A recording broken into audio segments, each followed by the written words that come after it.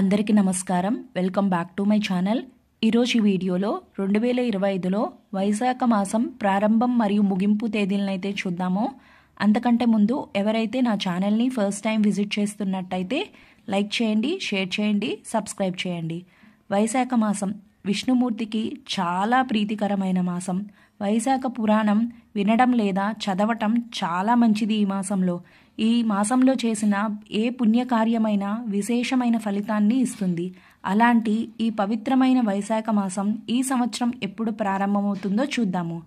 ఎప్పుడు ప్రారంభమైంది అంటే ఏప్రిల్ 28 సోమవారం వైశాఖ శుక్ల పాడ్యమితో అయితే ప్రారంభమవుతుంది.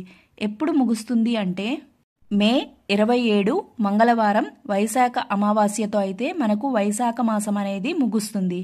ఇంతటితో ఈ వీడియోనైతే ముగిస్తున్నాను. మీకు వైశాఖ పురాణం బుక్స్ కావాలి అనుకుంటే మనం అమెజాన్లో ఒకసారి సెర్చ్ చేసి చూడండి. రోజుకి అంటే ఈ మాసానికి సంబంధించిన కథలు రోజుకి చదవవలసినవి వినవలసినవి అందులో క్లుప్తంగా ఇచ్చుంటారనమాట. సో హ్యాపీగా చదువుకోవచ్చు.